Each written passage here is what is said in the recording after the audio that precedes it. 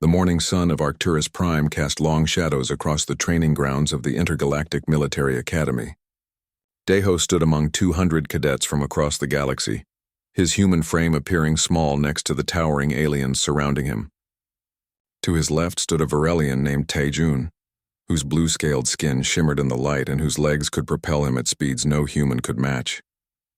To his right was Mion, a Zenthari whose silver eyes marked her as one of the telepathic elite of her species. The academy had been Daiho's home for 3 years now. He had learned to ignore the whispers, the doubts, the way other cadets looked at him with barely concealed pity. Humans were new to the galactic stage, and compared to species that had evolved on high-gravity worlds or in the depths of radiation-soaked nebulas, they seemed fragile, weak, slow. But Deho had not come to the academy to prove he was the strongest. He had come to learn, to grow, and perhaps to show the galaxy that humanity had something to offer, beyond their surprising endurance and their strange ability to eat almost anything. Instructor Vex stepped onto the raised platform at the center of the training grounds.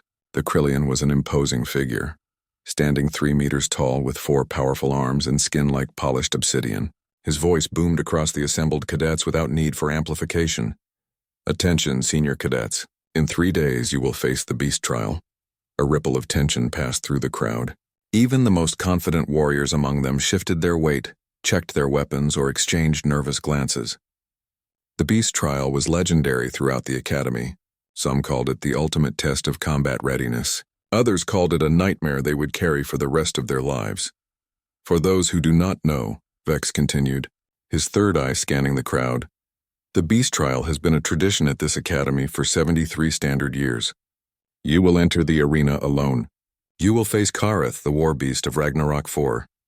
Your objective is simple: survive for 5 minutes. Those who fail will be rescued by emergency protocols, but make no mistake, many of you will fail.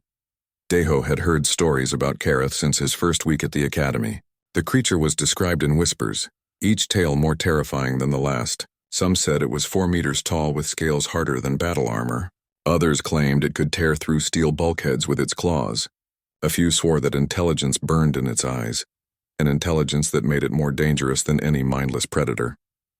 What troubled Daiho most was not the physical descriptions, but something else he had noticed. In 3 years he had never heard of anyone successfully taming or befriending Kareth. The beast fought every cadet with the same savage intensity. It never tired, never showed mercy, never formed a bond with any handler. That seemed wrong to him. On Earth, humans had learned thousands of years ago that even the most dangerous predators could form connections with patient handlers. Wolves had become dogs. Wild cats had become companions. Even great bears could recognize individual humans and respond to consistent, respectful treatment. "Dismissed," Vex barked. "Use these 3 days wisely. Train hard, face your fears, and remember, there is no shame in survival, only in cowardice." The cadets dispersed in clusters, most heading toward the combat simulators or the weapons range.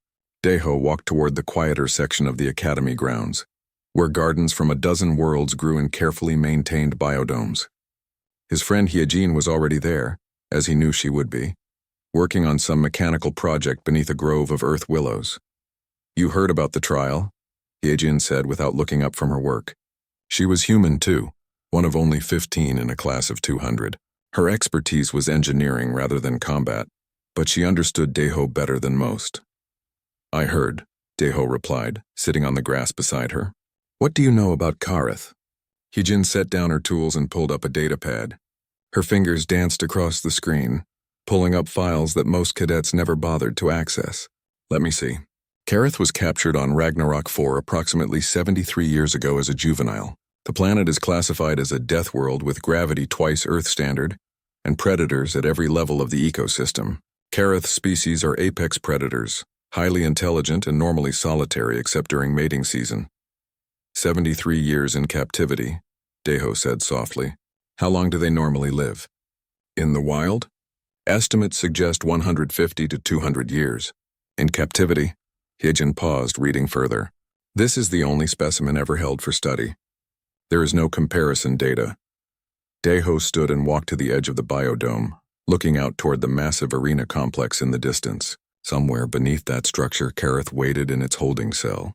He imagined what it must be like for such a creature, taken from its home as a child, forced to fight for 7 decades, never allowed to return to its world, never given the chance to live as its instincts demanded. "I want to see the holding facility," Deho said. Hyejin looked up sharply. "That is absolutely forbidden. Cadets are not allowed near Kareth outside of trial conditions. The security protocols alone would get you expelled if you were caught even trying." "I know," Deho said. "But how can I face something I do not understand? Every other cadet will go into that arena thinking of Kareth as a monster to survive against." "But what if that is not what Kareth is at all? What do you think it is?" Hyejin asked, genuine curiosity in her voice. Deho was quiet for a long moment, watching clouds drift across the purple sky of Arcturus Prime. "I think it might be a prisoner who has forgotten what freedom feels like. I think it might be scared and angry and alone. And I think everyone who has faced it has treated it like an enemy, so it acts like one." Hyejin closed her data pad and stood up, brushing dirt from her uniform. "If you are determined to do this, you will need help. The maintenance tunnels run beneath the arena complex. I have been studying the Academy's infrastructure for a project. I can get you access codes and a route that avoids most sensors. You would risk expulsion to help me with this?" Deho asked. Hyejin smiled. "Someone once told me that humans did not get to the stars by only taking safe paths. Besides, I am curious too. If you are right, if Kareth can be reached through understanding rather than combat, it would change everything about how we approach the trial. It might even change how the Academy thinks about war beasts entirely." That evening, Deho lay in his bunk and thought about the challenge ahead. In 3 days, he would stand in an arena before hundreds of spectators. He would face a creature that had defeated nearly every cadet who had encountered it. Most species in the galaxy would approach such a trial with weapons and armor and battle strategies. But Deho was human, and humans had learned long ago that the greatest victories sometimes came not from fighting harder, but from understanding better. He thought of the old handlers back on Earth, the ones who could gentle wild horses or calm aggressive dogs. They did not use force. They used patience, observation, and empathy. He wondered if those same principles might work on an alien war beast from a death world. In 3 days, he would find out. But first, he needed to meet Kareth on his own terms, away from the arena and the expectations of combat. Tomorrow night, he would make his way to the holding facility. Tomorrow night, he would try to see not a monster, but a living being in pain. The galaxy was about to learn something about humanity that no combat trial could teach. The arena was packed with spectators from every corner of the Academy. Students, instructors, and visiting military officials filled the tiered seating that surrounded the massive combat floor. The air hummed with excitement and tension. This was the event everyone waited for each year, the trial that separated true warriors from those who merely wore the uniform. Deho sat in the cadet section, wedged between Hyejin and a group of Krillian students who kept making predictions about how quickly each participant would fall. He watched as the first cadet entered the arena floor, a towering Brakthor named Kento, whose species was known for their incredible strength and armored hide. Instructor Vex stood at the announcer's podium, his 4 arms raised for silence. "Cadet Kento of Brakthos Prime will now face the trial. Release Kareth." The massive reinforced gate at the far end of the arena began to rise with a grinding mechanical sound. For a moment there was only darkness beyond, then movement, a low rumbling growl that seemed to vibrate through the stadium itself. Kareth emerged into the light, and even having heard all the descriptions, Deho was still struck by the creature's presence. The war beast stood 4 meters tall at the shoulder, its body covered in overlapping scales that shimmered like dark metal. Each of its 4 legs was thick as a tree trunk, ending in claws that scarred the arena floor with every step. But it was the eyes that caught Deho's attention. They were not the empty eyes of a mindless predator. Intelligence burned there along with something else, something that looked almost like rage mixed with fear. Kento roared his challenge and charged forward with his warhammer raised. The Brakthor's strategy was simple and direct: meet force with greater force. His species had conquered 3 star systems through pure martial might. Kareth moved with terrifying speed for something so large. It sidestepped the hammer strike and lashed out with one massive paw. The impact sent Kento flying 15 meters across the arena floor. The Brakthor's armor had protected him from serious injury, but he struggled to rise. Before he could regain his feet, Kareth was on him, pinning him down with one massive forelimb. The 5-minute timer showed only 43 seconds had passed. Emergency protocols activated. Stun barriers erupted from the floor, forcing Kareth back. Medical teams rushed forward to help Kento from the arena. The Brakthor cadet could barely walk, his pride as damaged as his body. "Next challenger," Vex announced. There was no emotion in his voice. This was simply how the trial went. Most would fail quickly. One by one, cadets entered the arena. One by one, they fell. A Silverian named Wanho tried to use speed and distance weapons, keeping away from Kareth while firing plasma bolts. He lasted 2 minutes and 17 seconds before Kareth closed the distance and ended the attempt. A massive Gorlax cadet named Jihoon attempted to wrestle the beast using all 6 of his arms. He lasted 1 minute and 42 seconds. Taejun, the Varelian who stood at the top of their class rankings, entered the arena with his characteristic confidence. His blue scales gleamed under the arena lights as he drew twin energy blades. Varelians were known as the fastest species in the coalition, capable of movement that appeared as a blur to most other races. "Watch carefully, human," Taejun had said to Diho before entering. "This is how a true warrior faces danger." For the first 3 minutes, Taejun put on an impressive display. He moved around Kareth in a constant blur, striking from different angles, never staying still long enough for the beast to predict his position. The crowd cheered as he passed the 3-minute mark, then 4 minutes. Some began to believe he might actually survive the full 5 minutes. But Kareth was learning. Daeho watched as the beast stopped trying to track Taejun's movements and instead began predicting them. At 4 minutes and 37 seconds, Kareth suddenly pivoted and swept one massive paw in an arc that Taejun was running directly into. The Varelian barely managed to activate his personal shield in time, but the impact still threw him against the arena wall. He slumped down, conscious but unable to continue. The emergency protocols activated again. Taejun was carried out to mixed cheers and sympathetic groans from the crowd. Then came Mion's turn. The Zenthari walked into the arena with calm confidence.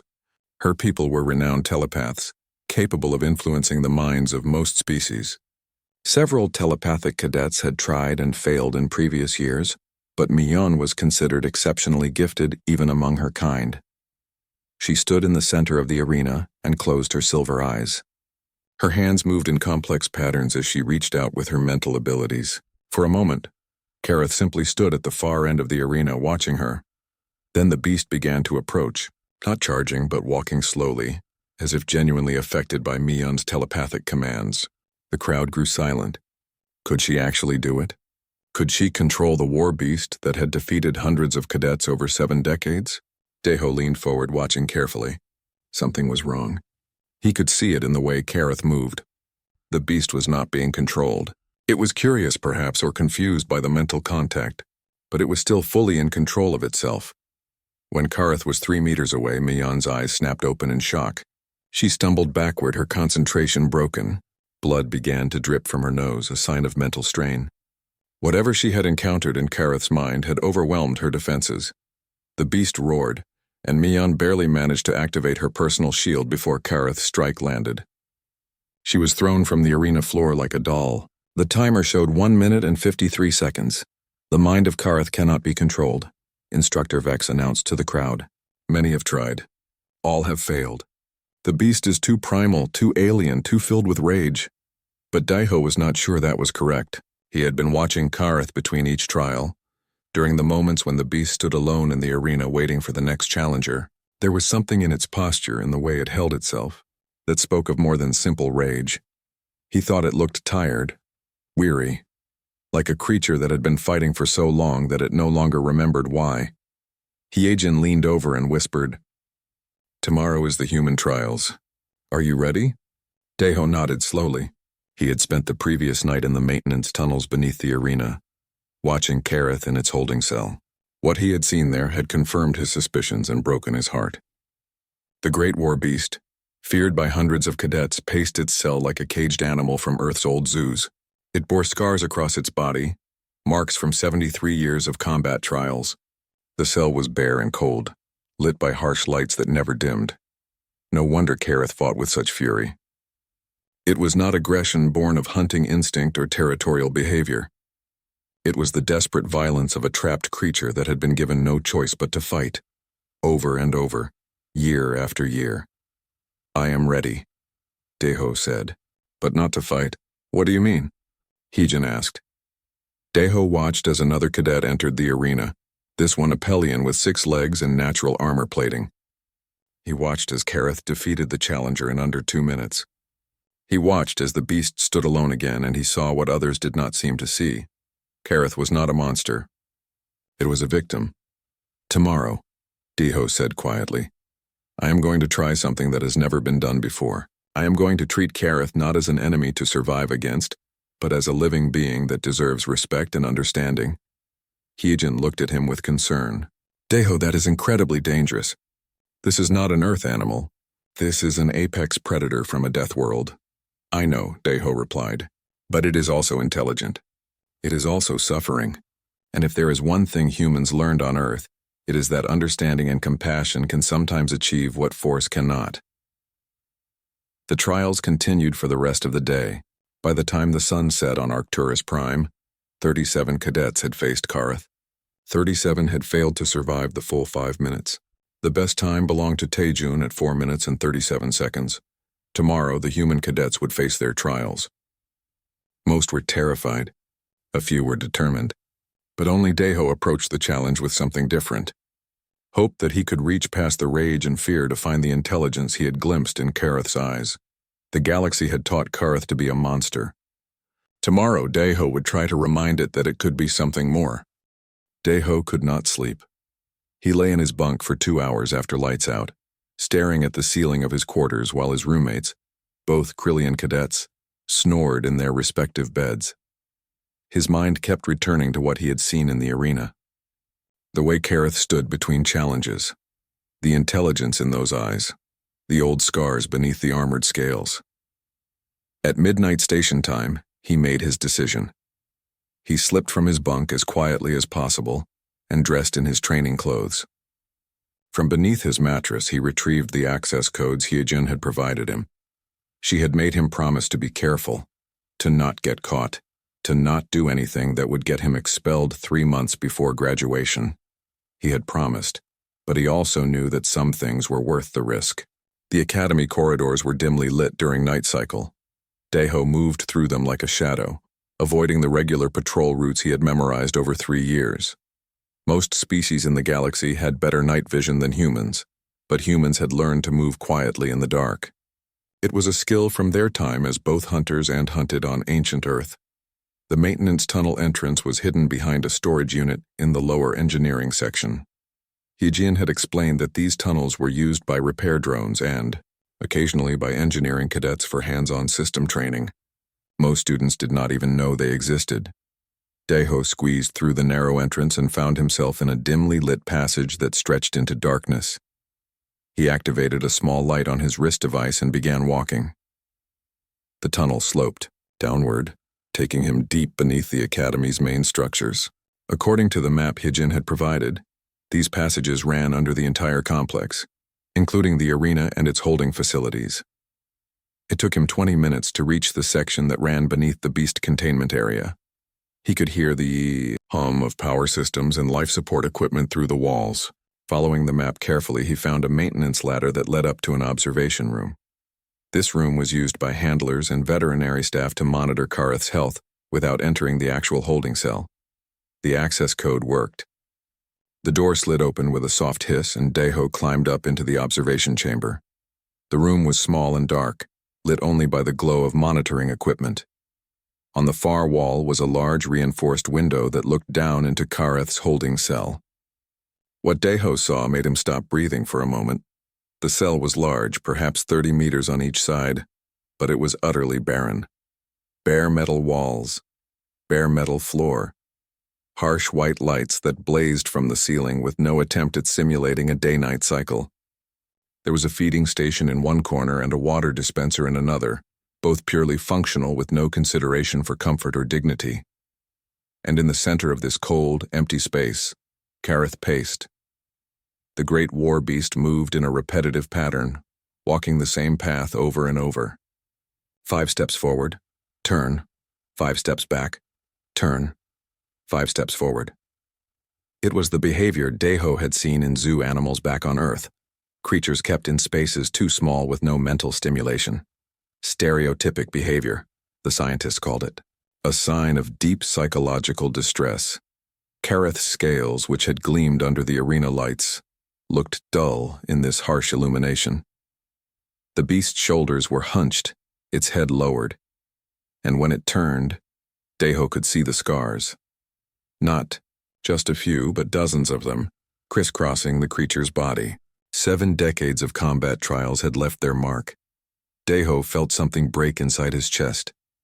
This was not a monster. This was a creature that had been broken by captivity, forced to fight for the entertainment and training of species who considered themselves civilized. He sat down on the floor before the observation window and simply watched. He did not know how long he could stay before patrols might discover him, but for now, he needed to understand Kareth better. He needed to see past the fearsome exterior to the being trapped within.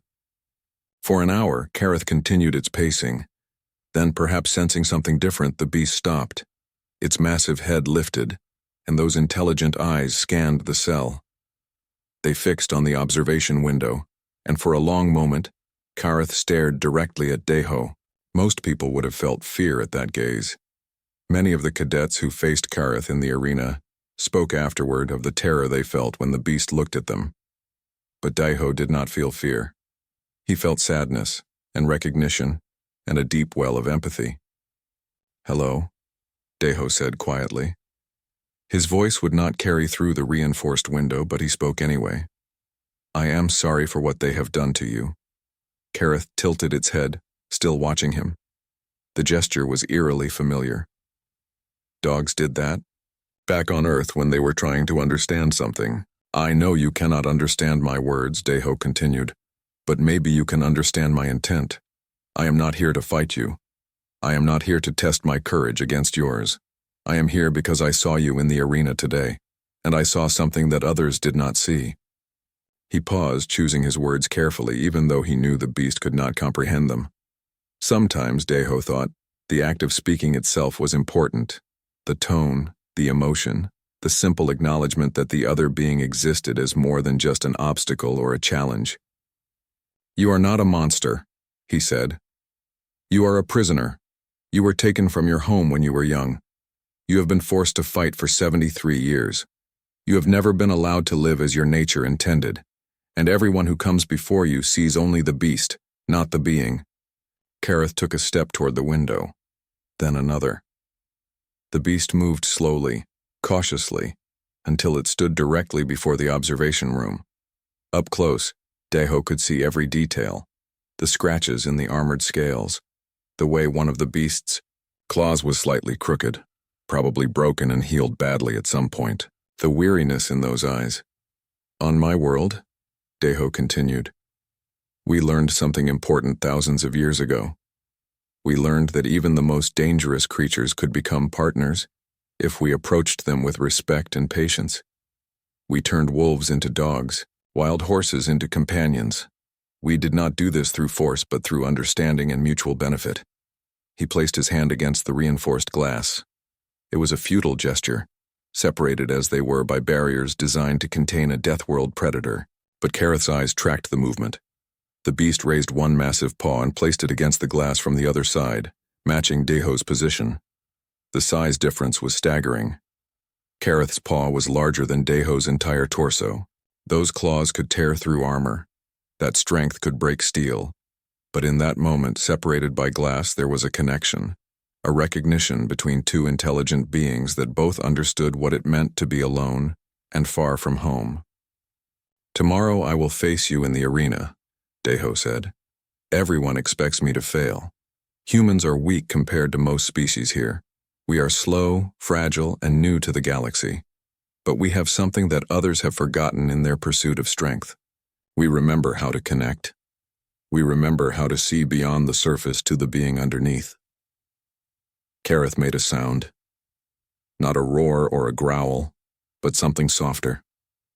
A rumble deep in its chest that might have been curiosity, or might have been something else entirely. Deho continued talking. He told Kareth about Earth, about the oceans and forests and mountains. He talked about the animals he had known as a child, the family dog who had greeted him every day, the wild birds he had fed in his garden. He talked about feeling small and scared when he first arrived at the academy, surrounded by beings who were stronger and faster and more impressive in every physical way. But being strong is not the same as being right, he said. And winning a fight is not the same as understanding your opponent. Tomorrow, when I enter that arena, I will not treat you as an enemy. I will treat you as what you are, a living being who deserves dignity and respect. The hours passed. Deho had no idea if Kareth understood anything he said, but the beast remained by the window, listening or at least appearing to listen. When Deho's wrist device indicated that dawn was approaching, he knew he had to leave. Patrols would increase with the morning shift change. I have to go now, Deho said, standing slowly. But I will see you again soon. And when I do, I hope you will remember this moment. I hope you will remember that not everyone who faces you sees only a monster. Kareth watched as Deho backed away from the window. The beast's paw remained pressed against the glass for a moment longer, before slowly lowering. As Deho climbed back down into the maintenance tunnel, he looked back one last time. Kareth had returned to the center of the cell, but this time the beast was not pacing. It simply sat, watching the observation window, as if waiting for something. Deho made his way back through the tunnels and arrived at his quarters just as the morning alarm sounded. His roommates stirred and woke, completely unaware that he had been gone. Hyojin found him at breakfast, noting the dark circles under his eyes. Did you go? She asked quietly. I went, Deho confirmed. And? And you were right. Kareth is not just an animal. It is intelligent, aware, and suffering. But I think it can be reached. I think if I approach it the right way, it will respond. Hyojin looked worried. Your trial is this afternoon. Are you sure about this? Deho nodded. He was exhausted, but he had never been more certain of anything in his life. I am sure. The arena was even more crowded than it had been the previous day. Word had spread that the human cadets would be facing their trials, and many had come to watch what they expected would be quick failures. Humans were known throughout the academy as the weakest species in the senior class. They had no natural armor, no enhanced speed, no telepathic abilities, and their strength was laughable compared to species from high-gravity worlds. Deho stood in the preparation area with the other human cadets. Most of them looked terrified. A few had already requested to postpone their trials on medical grounds, claiming injuries or illness. Instructor Vex had granted these requests without comment. The trial was meant to test courage, not to force the unwilling into danger. Hyojin stood beside him, though her trial would not be until later in the day. She had brought him water and made sure he had eaten something, though his stomach was tied in knots. You do not have to do this, she said quietly. You could go out there with weapons like everyone else. No one would think less of you. I would think less of me, Deho replied.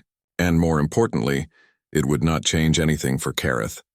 The beast would just face another fighter, win another battle, and return to that empty cell to pace in circles. The first human cadet was called. Her name was Soman, and she was one of the top marksmen in their class. She entered the arena with a plasma rifle and full combat armor. The strategy was sound. Keep distance, use superior technology, survive the 5 minutes through evasion. It did not work. Kareth had faced ranged weapons hundreds of times. The beast knew how to close distance, how to use the arena's obstacles for cover, how to predict where a shooter would move to maintain line of sight. Soman lasted 1 minute and 38 seconds before the emergency barriers had to save her. The second human cadet tried a different approach. Minhyo was an expert in defensive combat, trained in barrier generation and shielding techniques. He lasted 2 minutes and 12 seconds before his shields failed under Kareth's relentless assault. One by one, the human cadets faced their trials. One by one, they failed. The crowd's commentary grew more pitying and less interested. This was exactly what everyone had expected. Humans simply could not compete in pure combat trials against the galaxy's warrior species. Then Instructor Vex called his name. Cadet Deho of Earth will now face the trial. Deho stood and walked toward the arena entrance. He wore only his standard training uniform, no armor, no weapons, no defensive equipment. Hyejin squeezed his hand once before he left, her eyes full of worry. As he emerged into the arena, a murmur ran through the crowd. "Why does he have no weapons?" someone asked. "Is he trying to fail quickly?" Another wondered. Taejun, watching from the cadet section, shook his head in disbelief. "The human has lost his mind," the Varelian muttered. Instructor Vex's voice boomed across the arena.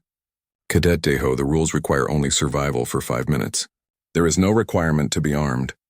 However, I must ask, are you certain of this choice?" "I am certain," Daeho called back. His voice was steady despite the fear racing through his veins. "Very well. Release Kareth." The reinforced gate began to rise. Daeho stood in the center of the arena floor, his hands relaxed at his sides. He could hear the crowd holding its collective breath.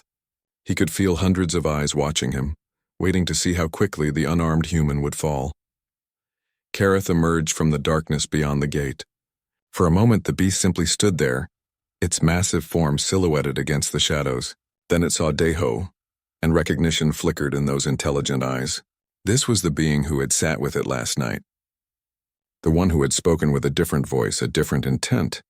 The beast began to move forward, but not in the explosive charge it usually used. It walked slowly, cautiously, as if uncertain what to make of this situation. Daeho took a deep breath. Every instinct screamed at him to run, to fight, to do something to protect himself. But he pushed those instincts down. He thought of the dog trainers he had watched as a child, the way they could calm aggressive animals not through force but through confident, calm energy and body language. He dropped to one knee. He lowered his head. He spread his arms wide to his sides, palms open and facing forward. It was a posture of complete vulnerability. Every culture on Earth had some version of it, the gesture that said, "I am not a threat and I trust you not to harm me." It was the opposite of every fighting stance taught at the academy, the opposite of what any warrior would do when facing a predator. The crowd gasped. Some thought he had frozen in fear. Others thought he had given up before the trial even began. But a few, those who had studied human culture or worked with human cadets, recognized what they were seeing. This was not surrender. This was communication. Kareth stopped 3 meters away. The beast's head tilted to one side, that same gesture Daeho had seen through the observation window. Confused, curious, waiting. "Hello, Kareth," Daeho said, his voice calm and steady. "I told you I would see you again. I am not here to fight you. I am not here to prove my strength or test my courage against yours. I am here to tell you something that no one else in this arena seems to understand."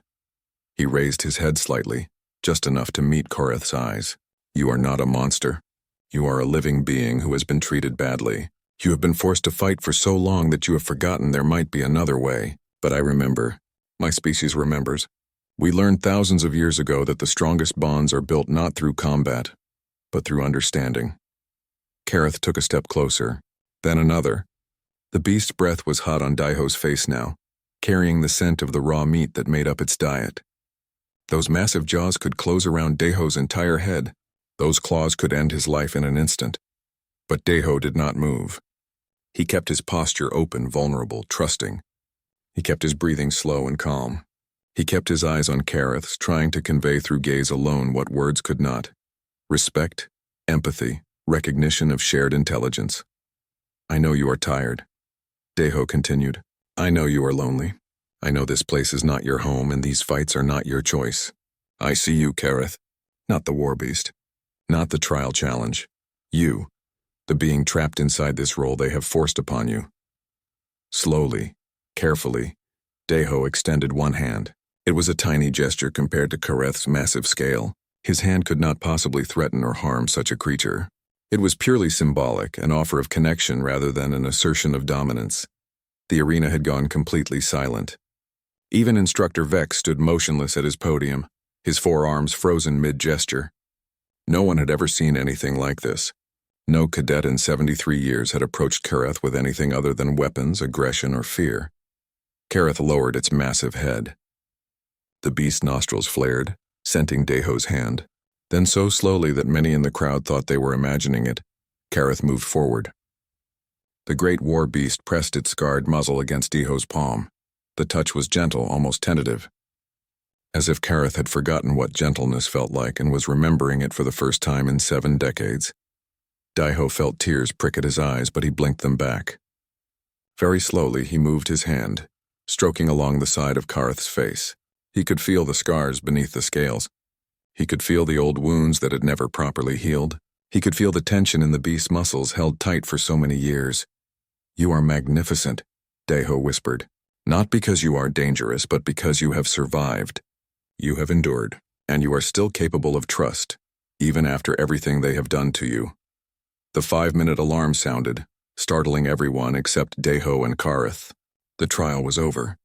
Daiho had survived the full duration without taking a single aggressive action, without using a single defensive technique, without running or hiding or fighting. Slowly, Daiho stood.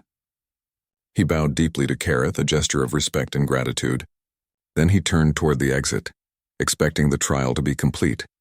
But Kareth followed him. The crowd erupted in shock and confusion. What was happening? Why was the beast following the human?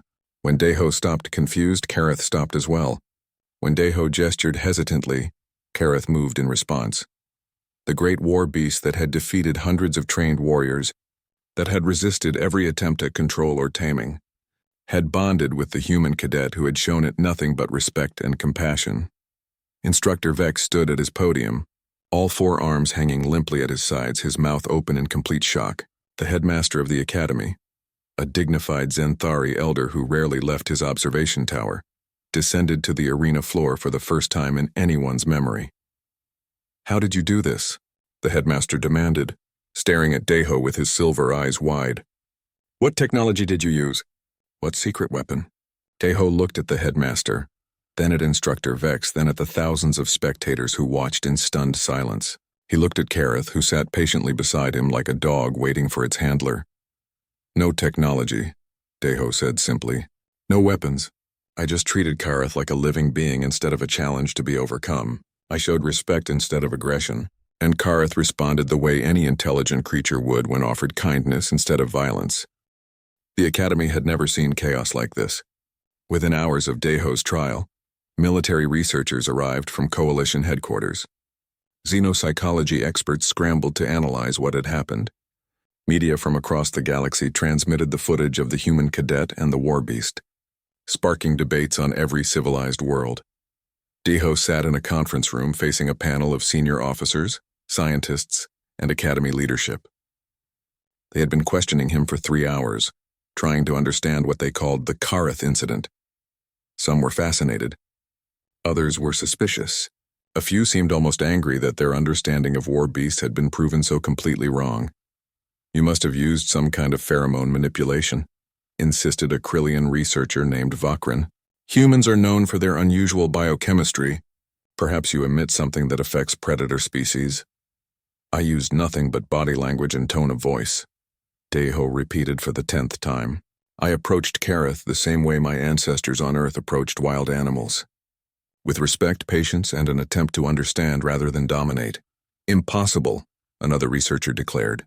"Kareth is a Death World apex predator. Such creatures cannot be tamed through simple kindness." "Then how do you explain what everyone witnessed?" asked Headmaster Voron, the Zenthari elder who had taken personal charge of the investigation. His silver eyes studied Daiho with a mixture of curiosity and something that might have been respect. Daiho took a deep breath. He had spent the night preparing for this moment, knowing that his answer might change everything about how the Academy and the wider galaxy viewed war beast training. "Kareth was never wild," he said carefully.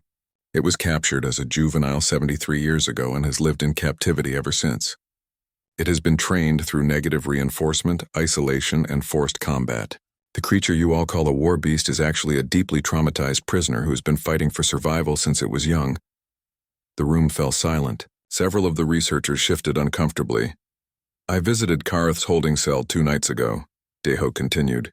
"With all respect to the handlers and staff, that environment is designed purely for containment, not for well-being. The cell is bare metal, harshly lit, with no environmental enrichment, no social contact, and no opportunity for natural behavior.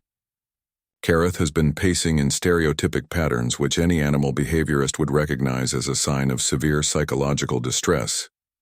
You broke into a restricted area? Instructor Vex rumbled, though his tone was more curious than angry. I did, Deho admitted. And I would do it again. Because what I saw there convinced me that Kareth's aggression in the trials is not natural predatory behavior. It is the desperate violence of a creature that has been given no choice but to fight. When I approached without aggression, when I showed that I was not another challenger trying to dominate or defeat it, Kareth responded with curiosity and eventually trust. One of the military officers leaned forward.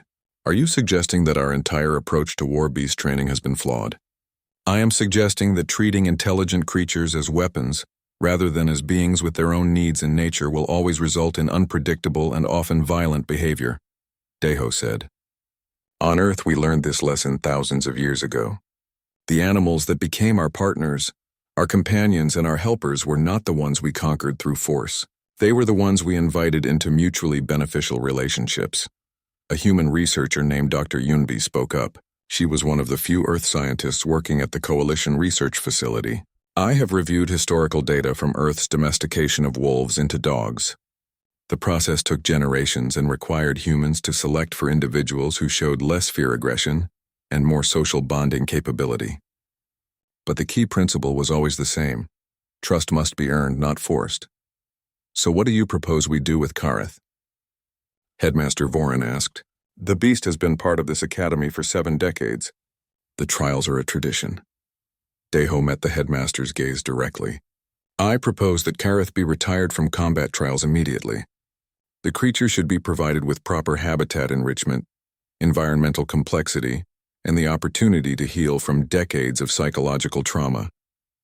If you truly want to understand war beasts and their potential as partners rather than weapons, you need to start by treating them with the respect due to intelligent beings. And if we do this, asked Instructor Vex, what do you believe will happen? I believe Kareth will thrive, Deho said. I believe that given proper care and respectful treatment, the beast will demonstrate capabilities you have never imagined. And I believe this could revolutionize how the Coalition approaches relationships with powerful species from death worlds. The debate continued for hours. Some resisted the idea that their traditional methods were flawed. Others were genuinely curious about this human approach to interspecies relations. But the undeniable evidence was the footage played over and over. Kareth, the undefeatable war beast, following a human cadet like a trusted companion. In the end, Headmaster Voran made his decision. Kareth will be retired from combat trials effective immediately. A new habitat will be constructed that meets the environmental needs of its species. Cadet Deho will serve as primary handler and consultant for this transition, and we will establish a new research program to study compassionate approaches to interspecies cooperation. The decision sent ripples throughout the academy and beyond. Some cadets were disappointed that the legendary trial would no longer exist in its current form. Others were relieved. But most were simply amazed that a human, a member of the species everyone had dismissed as weak and unsuitable for warrior training, had accomplished what no one else could. Taejun approached Deho in the cafeteria 3 days later. The Varelian stood awkwardly, clearly uncomfortable. I owe you an apology, he said. I underestimated you. I underestimated your entire species. I thought strength was only about physical power and speed. Strength takes many forms, Deho replied. Your speed is impressive, Taejun, but sometimes the greatest strength is knowing when not to fight. Over the following weeks, Deho worked with engineers and xenobiologists to design a proper habitat for Kareth. Gone was the bare metal cell. Instead, the beast was moved to a large outdoor enclosure that mimicked the environment of Ragnarok 4 as closely as possible. There were places to climb, to hide, to explore. The lighting followed a natural day-night cycle. Temperature and humidity were adjusted to match Kareth's home world. The transformation was remarkable. Within days, Kareth's scales regained their luster. The stereotypic pacing stopped. The beast began exhibiting natural behaviors that researchers had never seen. Complex problem-solving, environmental manipulation, and what appeared to be playful behavior. Hyejin visited often, helping to maintain the habitat's technical systems and watching in amazement as Deho and Kareth developed their bond. You have started something bigger than you realize, she told him one evening as they watched Kareth arrange stones in what might have been a nest or might have been artwork. I just treated a living being with dignity, Deho said. That should not be revolutionary. But it is, Hyejin replied. Most species in the galaxy evolved to see other species as either resources, threats, or irrelevant. Humans evolved alongside dozens of other intelligent species on Earth. You learned to coexist, to cooperate, to see value in beings very different from yourselves. That perspective is rare out here. The Academy's approach to combat trials changed dramatically. New protocols were developed that emphasized understanding and cooperation, rather than simple dominance. Other war beasts from across the coalition were re-evaluated, and many were found to be similarly traumatized by their treatment. When graduation day arrived, Daiho stood with his class wearing the uniform of a coalition officer. He was not the fastest graduate. He was not the strongest, but when the headmaster called him forward to receive special commendation, the entire assembly stood and applauded. Cadet Daiho, Headmaster Voran announced, has demonstrated that true strength comes not from the ability to defeat others, but from the wisdom to understand them. He has reminded us that intelligence, compassion, and empathy are not weaknesses but powerful tools for creating cooperation across species, boundaries. Daiho's assignment after graduation was to a newly created division, the Interspecies Understanding Corps. His task was to travel to coalition facilities across the galaxy, teaching others the principles he had demonstrated with Kareth. Dr. Yunbi would lead the scientific research branch, while Daiho would handle practical training and implementation. On his last day at the academy, Daiho visited Kareth's habitat one final time. The great beast was resting in a shelter it had constructed from logs and stones, a structure that showed remarkable engineering for a creature everyone had assumed was merely a violent predator.